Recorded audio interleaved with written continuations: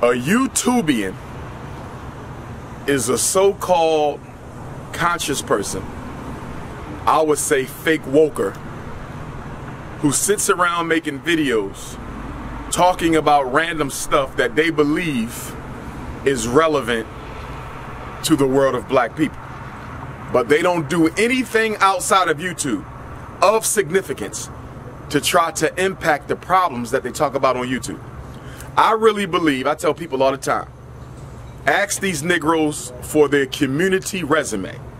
You want a resume to see everything you've ever done in the community or for the community outside of YouTube, and let the people take a look at it.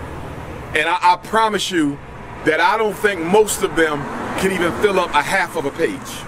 They have no history of helping black folks. Their purpose of being on YouTube is purely to make money and to make a name for themselves. And that's one of the reasons why I do not have a YouTube page. Because I do not want to be included in that. I want to show people that you can be just as influential. Look, I don't have a YouTube page. I'm more influential than any of them on YouTube put together. All of them together, you don't get my influence, and I don't even have a page. All the Dr. Umar videos on YouTube are uploaded by supporters at their own discretion. You follow me? I have no page. So you can't. So the argument that you got to be on YouTube, that's a lie. I'm not on it. And my movement ain't skipped a beat. Okay, but in terms of now the institution. Oh, they're not thinking about no institution. In fact, the reason why they attacked the Frederick Douglass Marcus Garvey Academy campaign so much, they need me to fail. Because if I don't fail, if I succeed, the people are going to hold them accountable for producing institutions themselves. You follow me? If when we succeed, the bar just got raised. Now YouTube videos are not going to be enough anymore. Now people are going to say, where your bank at? You the finance man. You Mr. Finance? We ain't got no credit union or no bank. When we going to get one? You feel me? You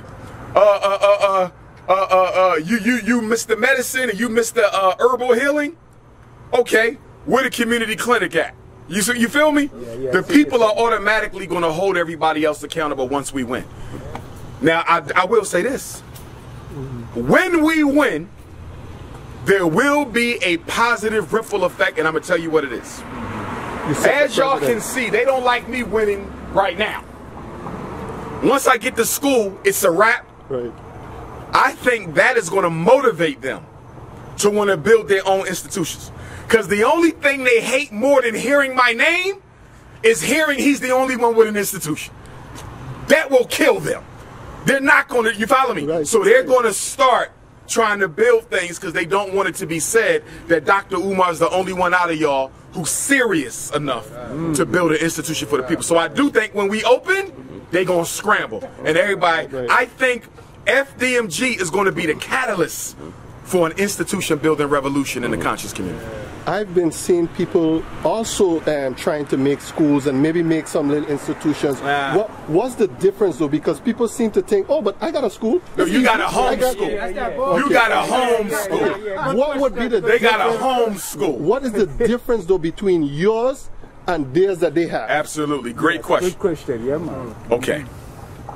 A home school is nothing more than a parent who chooses to withdraw their child from the school system and educate them at home.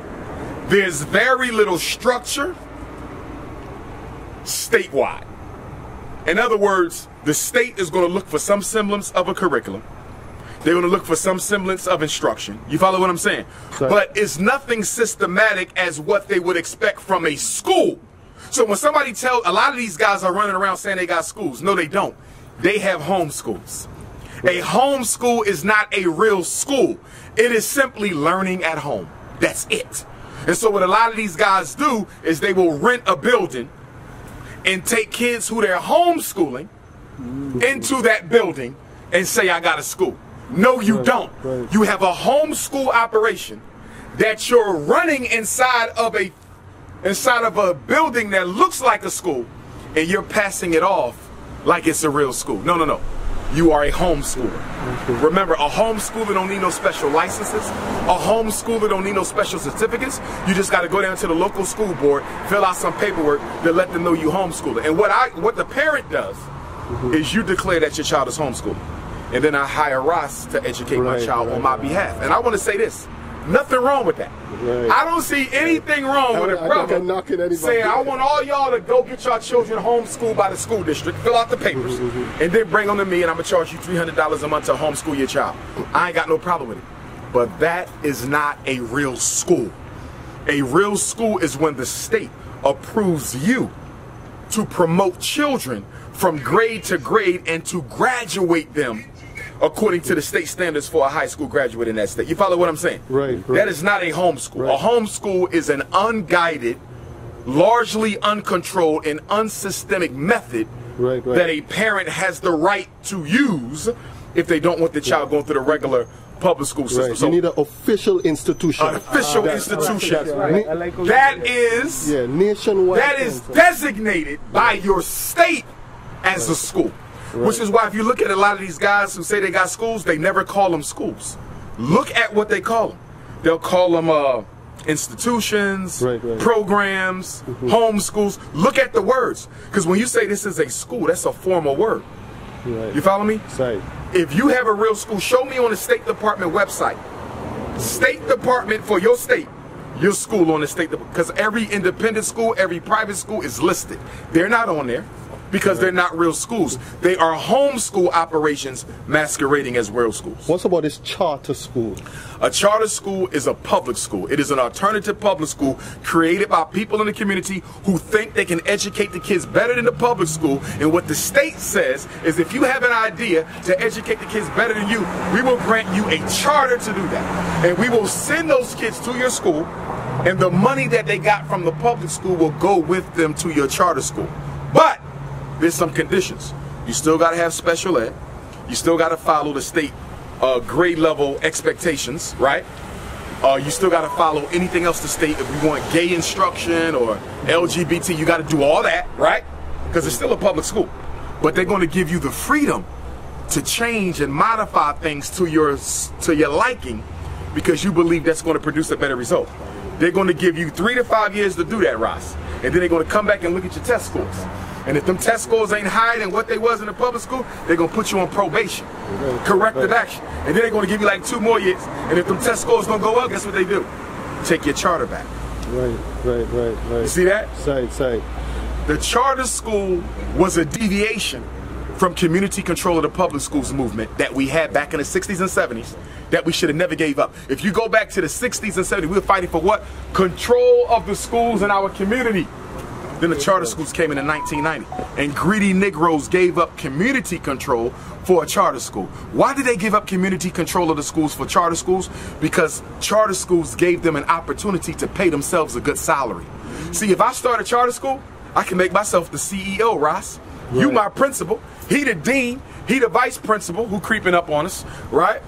And so with the charter school, Black power. What the charter school does, it gives me the right to pay myself $120,000 as the CEO. You the principal, he the dean, he the vice principal. So let me ask you a question. If the school only got 300 kids, and you the principal, he the dean, he the vice principal, what they need a CEO for? They don't. It's a way to pay yourself a nice check and not do no work. Right. You don't run a charter school, state run the charter school, and when they're ready to shut you down, you gone. So in the schools we own were charter schools. Right. And they sabotaged the brother who started it.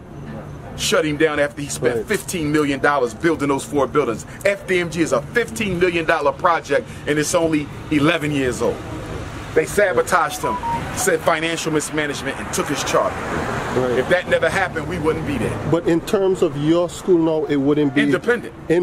Yeah, we independent. In fact, we independent parochial. And that's something that we could do on a state level, yes. As you're saying? Okay. Independent schools is the best way to go. The problem is the funding. The funding. But in terms of control, it's the best way to go. And we are independent parochial, meaning that we are independent religious because IFA, traditional African spirituality, will be the foundation of the school. I want to say this. A lot of people, I know this is, I overstand it. I've been there with you from get-go. I overstand the mission. We know Marcus Garvey words.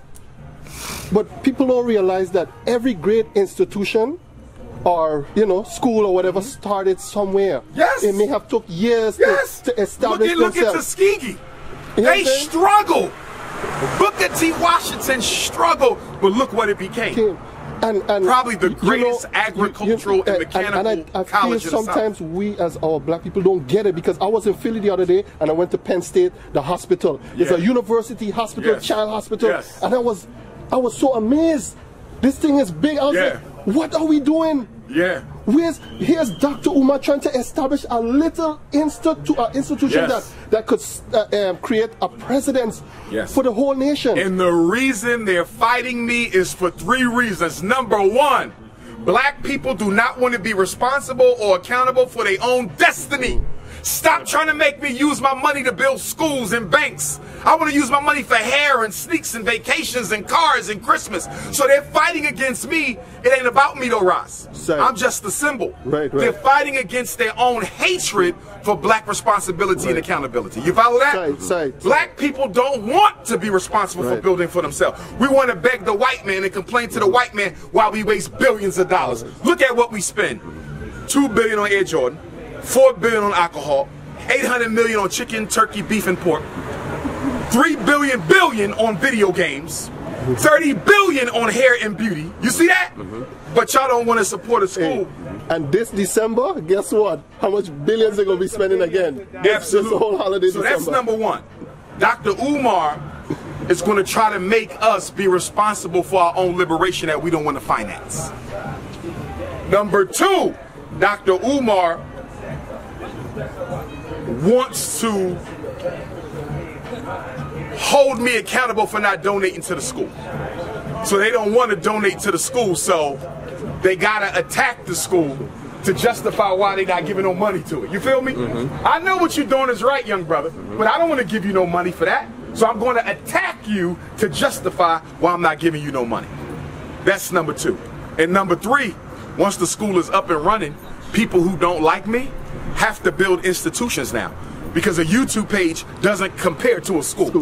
A documentary doesn't compare to a school. It is tapping into the youth's mind so that they could know, you know, better themselves. That's the main reason I want to do it, Ross, because now black boys and girls say, damn, that's ours. No white money, no white handouts. We did it on our own. If Dr. Umar can do that with nothing, imagine what I can do. So once we up, it's going to trigger. It's going to trigger. I really feel that was set up big, because it already started a precedence. Everybody wanted to build a school, but it's not quite the school that... Yes, they getting charter schools. But see, not they See, they either, the celebrities are joining charter schools, and the Hotep Youtubians is doing homeschools. Nobody independent. Look at that. The celebrities is doing charter schools. That's white man money. And the Hotepers are doing homeschools. That ain't no school at all. And let me say this. A homeschool is a good substitute. It's a good band-aid. It's a good intervention. Homeschool is not a solution. And the reason a homeschool is not a solution is because the first thing black children have to be taught is how to work together. If you homeschooling your kids in a house, and you homeschooling your kids in a house, and Will homeschooling his kids in a house, and Ross homeschooling his kids in a house, and Princess homeschooling kids in a house, how do they ever learn unity? How do they learn solidarity? How do they learn collective work and responsibility if you got 50 million black households all doing their own thing? No! Never think about it. It's not, yes, you got a systematic, you got to teach black boys to work with each other, to subdue the ego. I never think about it in that way, you know. Yes! Big man thing. That's why everybody be like, Dr. Umar, you need to put your school online. Well, you don't need no brick and mortar. Yes, I do need brick and mortar. Because I can't raise no army on no damn computer. They got to see me. They got to feel me. They got to sleep with me. They got to march with me. They got to eat with me. They got to go camping with me. Energy is lost through a computer. Think about it. Think of your favorite artist. I don't care who it is. Your favorite recording artist. You see them on TV, you like it. Go see them live at the concert. It's a whole nother experience. So you lose the spiritual energy through the computer. If you want 100% impact, they got to be in your face. That's why I come out here today to see you. That's why I follow you. But how I make sure I come out here. Yes. Because it's a fight, it's an energy. Yes, yes.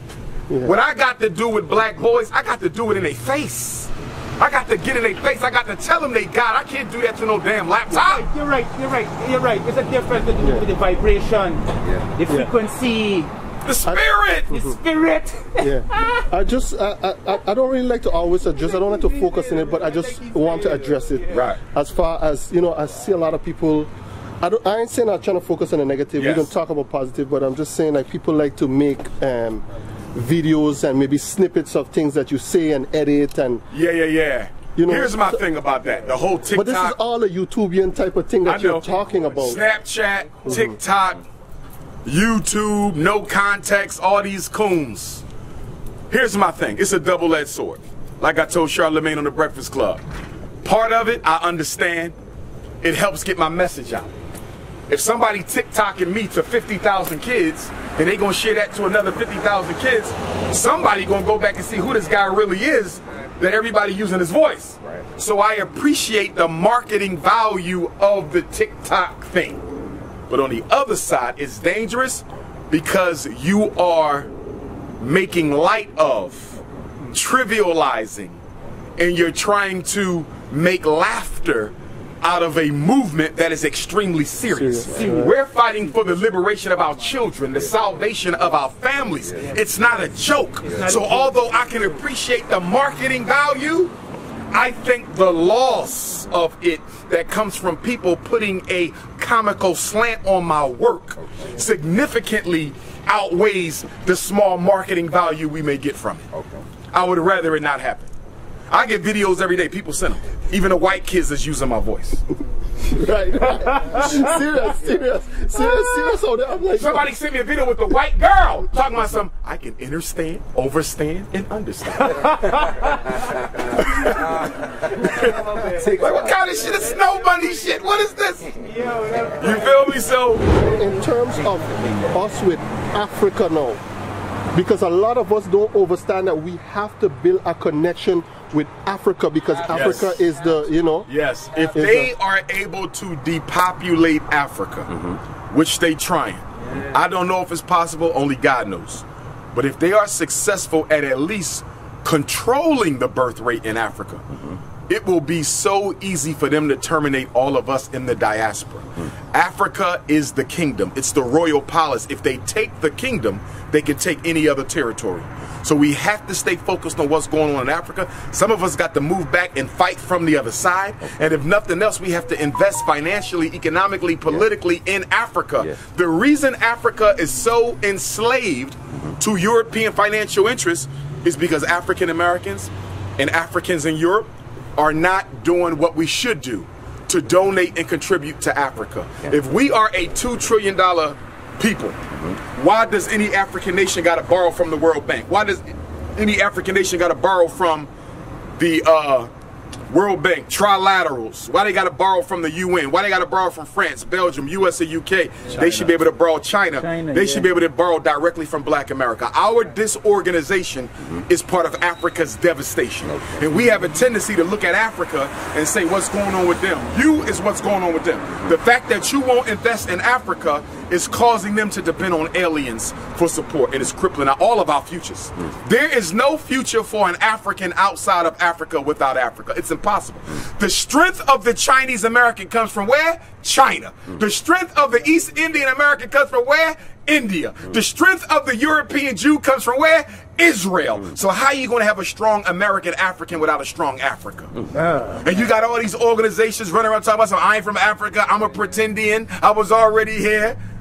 But there's no solution to that. You're not tied to any independent land base that you control. The white man got this. The white man got this. So if you're telling me this is your beginning and your end, you're done. There's no future for a Negro running around talking about something, I'm not from Africa, I was already here. If that's the case, you're done.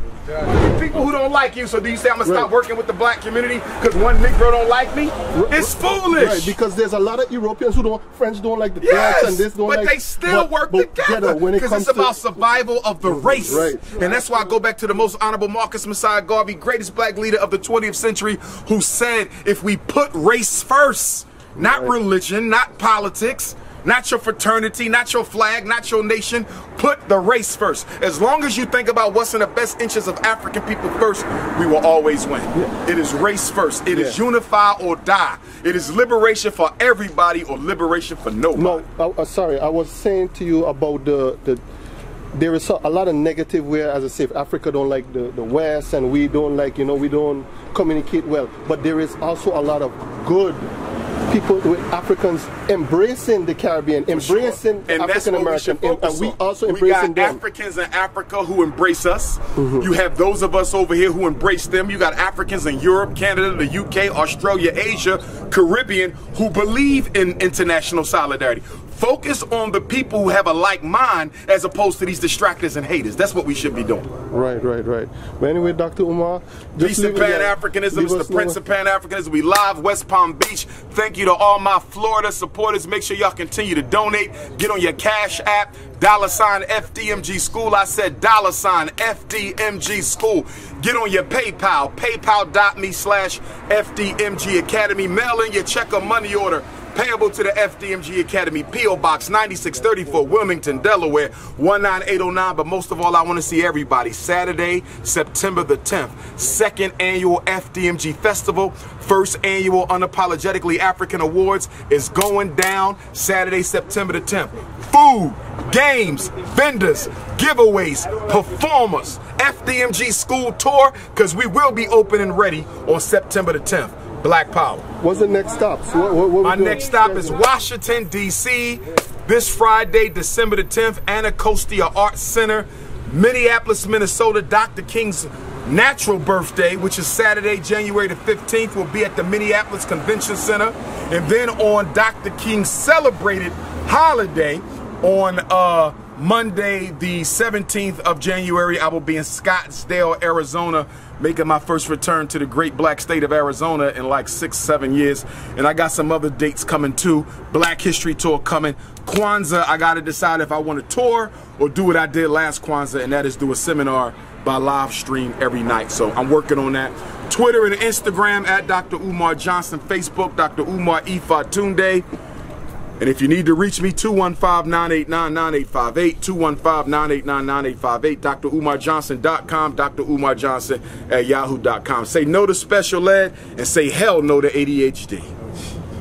Yes, blessings, Rastafari. Right. Bless, yes. Black Power. Black Power.